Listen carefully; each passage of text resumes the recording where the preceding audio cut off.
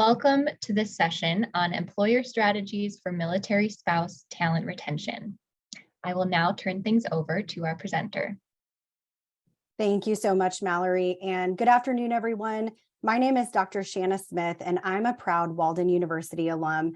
Since completing my doctoral degree, I've also had the privilege and honor of serving as the Associate Director of Research for a military family nonprofit and as an adjunct professor of business administration as well.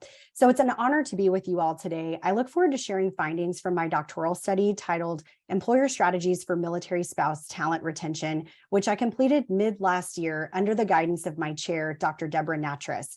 Let's go ahead and get started. Next slide, please. To provide more background on the topic in general, a military spouse's service comes with personal sacrifice, as these individuals often relocate and forego pursuing their careers to support the service members' goals, career path, and progression. Military spouses continuously face career challenges that affect employee retention, including mandatory permanent change of station or PCS moves, deployments, lack of employer comprehension, and state licensure and certification issues. These challenges make it difficult to maintain or advance a military spouse's career path. Therefore, spousal unemployment and underemployment rates continue to rise.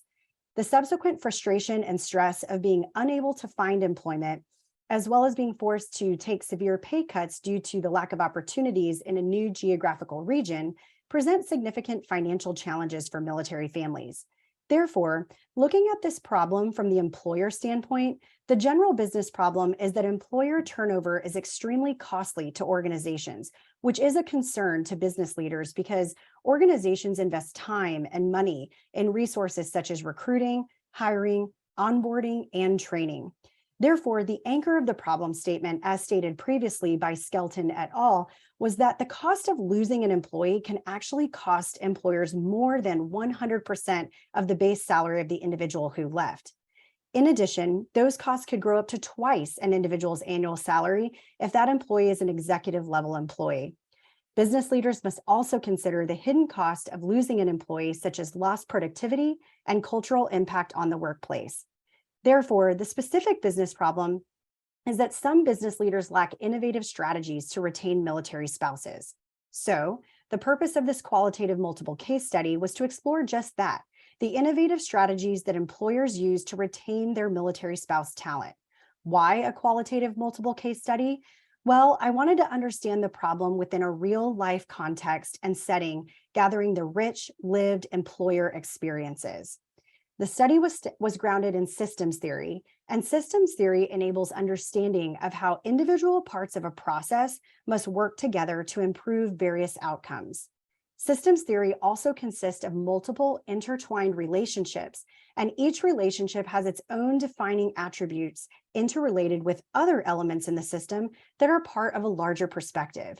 Therefore, by looking at the problem through the broad holistic lens of the systems theory, I had the opportunity to obtain insights into the key contributing factors that could either help or hinder this phenomenon.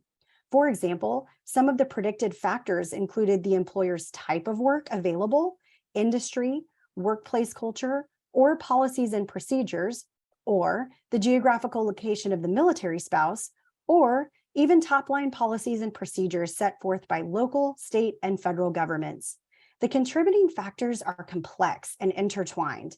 Therefore, systems theory was the ideal conceptual framework for this study because it helped reveal how all of these aspects fit together and must work together in harmony to contribute solutions towards the strategies for retaining military spouses. Lastly, touching on the significance of the study, this study has the potential to contribute to general business practices as well as social change. The emphasis on hiring military spouses is not a new concept for military service organizations, government entities, and even some of America's largest employers. However, exploring ways in which an organization can retain military spouse talent through and after a PCS is a relatively new concept. Therefore, there have been many other studies authored on military spouse persona and unemployment-related issues. However, to my knowledge, at the time of publication, this was the first study that explored the problem from the employer standpoint and points to best practices on how employers can actionably aid in the fight against the rising military spouse unemployment rates. Next slide, please. The overarching research question for this study was, what innovative strategies do employers use to retain their military spouse talent? And a purposefully selected sample helps better understand the problem. So the target population for this study consisted of 9 business leaders at 3 different large companies based in Texas, more specifically, San Antonio. San Antonio is known for being Military City, USA, and multiple employers within this city have successful talent management initiatives for military spouses. Each company was treated as an individual case study, and participants were business leaders that have program creation and policy-making abilities within their respective organizations. Now, regarding specific procedures to conduct the study, after receiving approval from the IRB, outreach was conducted to the purposefully selected sample via invitations to participate. Upon confirmation, interviews were scheduled and arranged.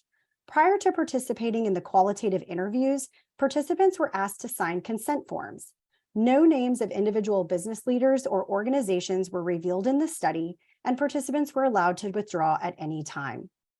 During the interviews, a series of open-ended questions were asked of participants, including things like challenges, successes, differences in strategies, and policies or programs or procedures that their organization has surrounding retaining military spouse talent.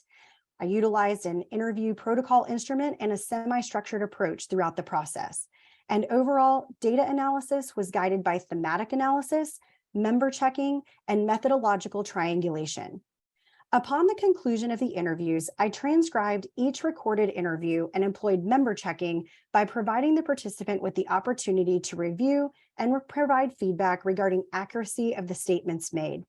Then I uploaded the interviews to the in vivo software to track, code, and organize the data into key themes. I also obtained various organizational documents that each entity had, such as policies, procedures, annual reports, program toolkits, and websites. So on the next slide, you will see how the triangulation of the data empowered me to reach data saturation and determine the key themes that emerged as a result of data analysis. Next slide, please. In the first theme, overall, participants acknowledged that the many career challenges that military spouses face while supporting the military service member through their career. Additionally, participants agreed that military spouses have significant experience in adapting to and overcoming challenges. They also acknowledged the value that military spouses bring to employers and organizations, especially with regard to their diverse backgrounds, loyalty, and varied skill sets.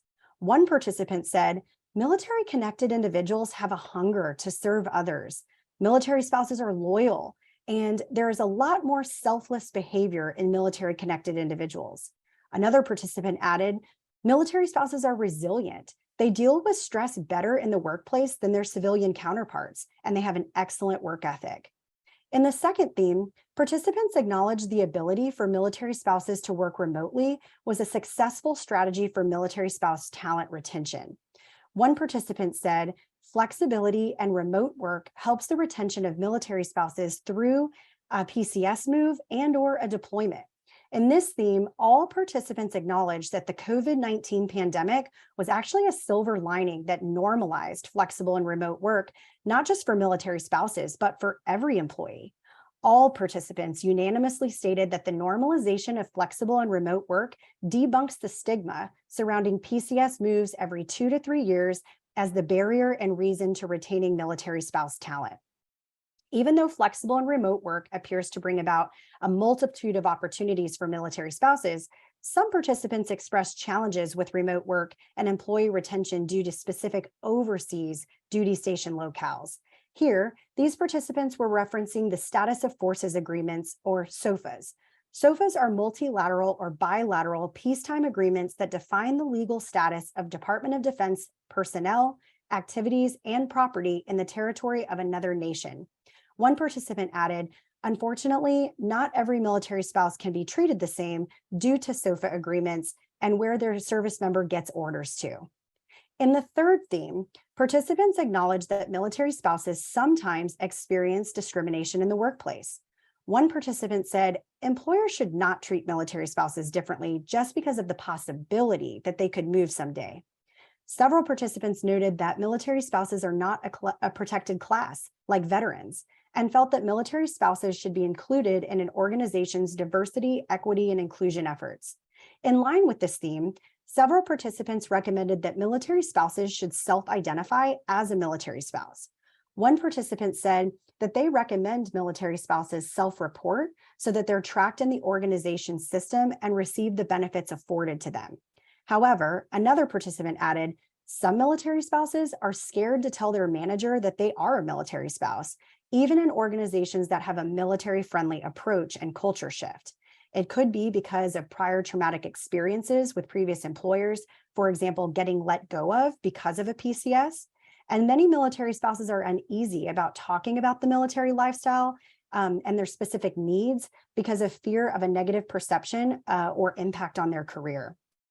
Overall, most participants mentioned that making military spouses a protected class similar to veterans would make good business sense, especially because employers would receive tax benefits for hiring military spouses, and it adds an important metric to the organization's overall retention metrics. Now, in the fourth theme, participants agreed that creating internal support groups, employee action groups, or resource groups specifically for military spouses was a successful strategy for talent retention.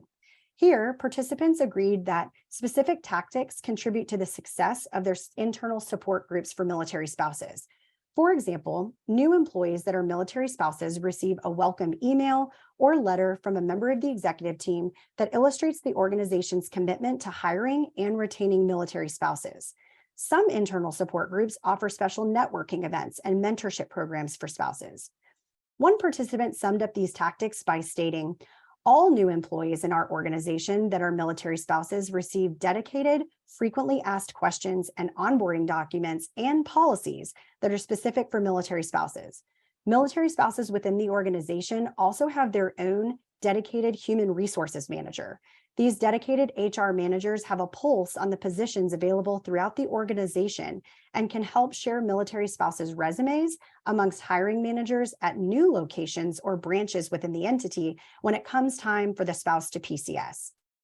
Another participant highlighted the value of the internal support groups by saying, our employee action groups help military spouses inform our organization of their needs and changes to policies and programs that need to be made in our organization based on their unique lifestyles and experiences. Lastly, participants warned that military spouses should not be combined with veterans, nor veterans with military spouses, because the two audiences and needs are completely different. One participant stated, the veteran military spouse semantics are not interchangeable. Resources labeled for veterans turn military spouses off.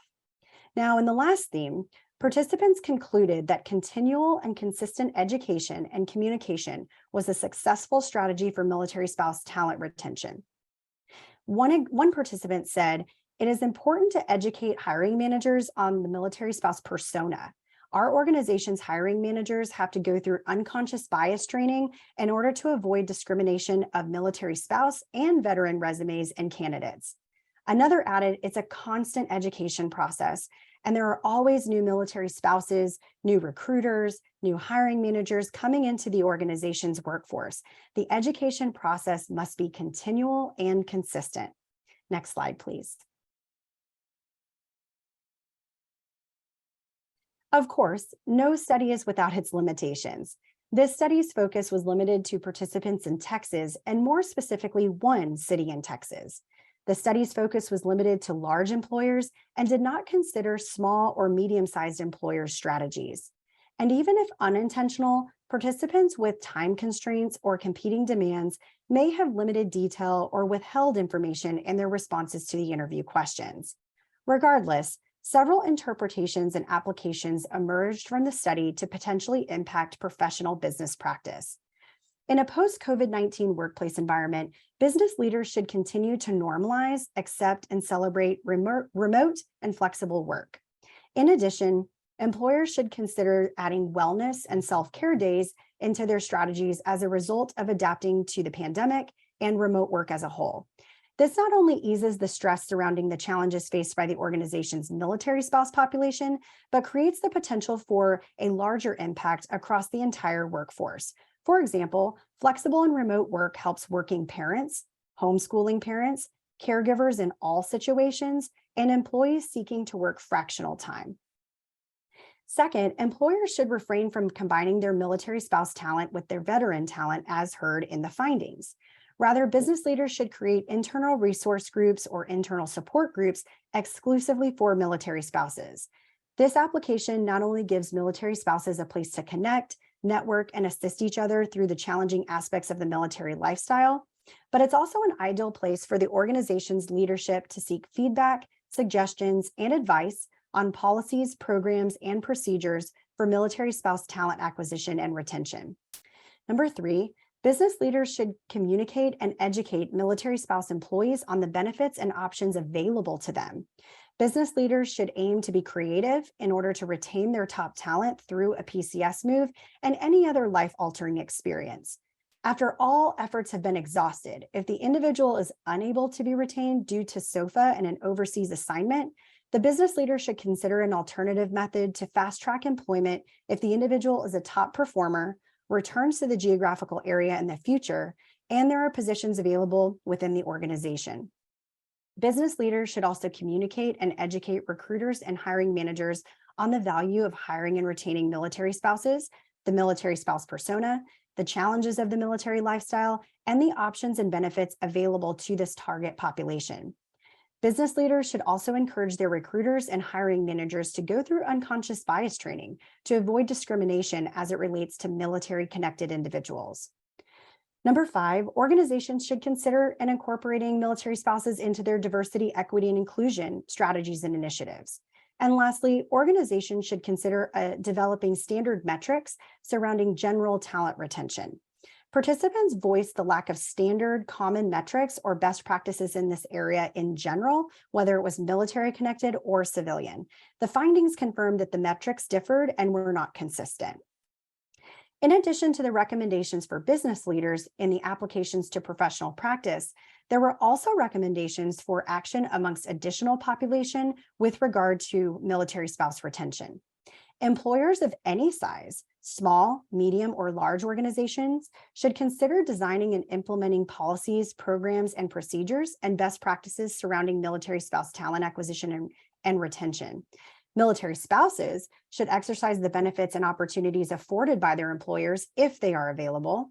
And although complex, it would be ideal to revise the status of forces agreements to allow or include special employment provisions for military spouses when overseas. Employers, military spouses, and advocates for military-related causes should continue to lobby at the state and federal level for military spouses to become a protected class, which would then prompt tax incentives, benefits, and credits for organizations that employ military spouses, as well as bolster diversity, equity, and inclusion initiatives. It's also important to note here that since the publication of this study, Virginia became the first state to recognize military spouses as a protected class in the late summer, early fall of 2021. And lastly, the military-connected community should consider collaborating on consistent standards, programs, and metrics for what constitutes a military-friendly organization. So by incorporating the applications to professional practice, business leaders will be able to positively impact their bottom line by retaining qualified, trained military spouse talent. By creatively retaining military spouses through PCS moves and other military lifestyle circumstances, business leaders will not have to spend more on talent acquisition, onboarding, and training. Business leaders will be retaining a dedicated, loyal, educated, and trained individual, which helps keep the productivity and morale of the entire team at a stable and consistent level versus creating disruption in the workplace. If business leaders include military spouses in their DE&I initiatives, it exhibits the organization's patriotism and commitment to the military-connected community. It also showcases the organization's recognition and celebration of diverse backgrounds and experiences that can enrich their workplace overall. It positions the organization as an innovative leader in the military-connected space. Again, in reality, employment is more than just income. For many, including military spouses, employment is emotional. Obtaining and keeping gainful, meaningful employment increases the financial stability of the military family and positively impacts mental health and well-being, enhancing family relationships and overall quality of life for the military family unit. For military spouses, employment is more than simply collecting a paycheck. To be clear, military spouse employment has an impact broader than the employer, organization, or even the spouse themselves. When the military spouse is employed, the household becomes a dual income household. When the military spouse is employed in the duty station that they reside, they are able to contribute to their local community in volunteerism and in service, as well as increase spending and economic impact, which boosts the local coffers of the economy.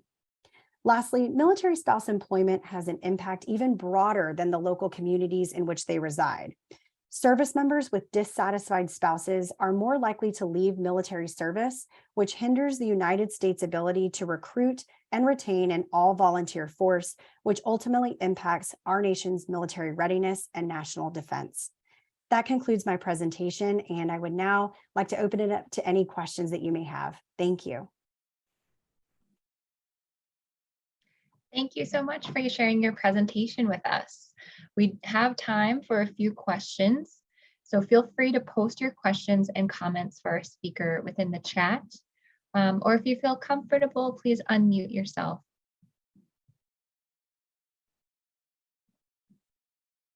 There's some positive feedback in the chat so far, which is excellent.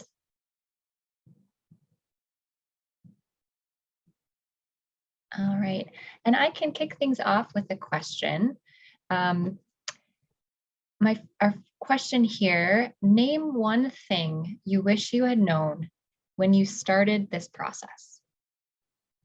That's a great question. And coming from a military connected community myself, it was really surprising to see, just how many different, organizations out there that are doing great work in talking about the unemployment and underemployment rates, and really some great organizations trying to make great strides in getting military spouses jobs, and making sure that it's meaningful employment, So it was really fascinating to see the depth and breadth of all of the resources available out there. But as starting the process, it was interesting because no real data existed out there in terms of the employer perspective on this. There was a lot of information on how the spouse feels or organizations that are doing great work, but there wasn't anything taking into account of how does this actually work on the employer side. And it felt important to me to exemplify employers that are doing it really well to serve as a model, potentially for other organizations. As I mentioned, I focused on large, but small, medium, anybody in that nature that could be making a difference in this area. And no matter where they reside, it could be Texas or it could be beyond. So my goal was really to glean that employer perspective, to be able to, disseminate that information elsewhere and try to help that serve as a model for other employers to take pieces of that and follow suit in their own organizations if possible. Excellent, thank you. We have another question here in the chat from Dr. Dahl. What was your sample size and what are you doing now to disseminate your findings, such as the journal article? Yeah, great question, Dr. Dahl. Thank you.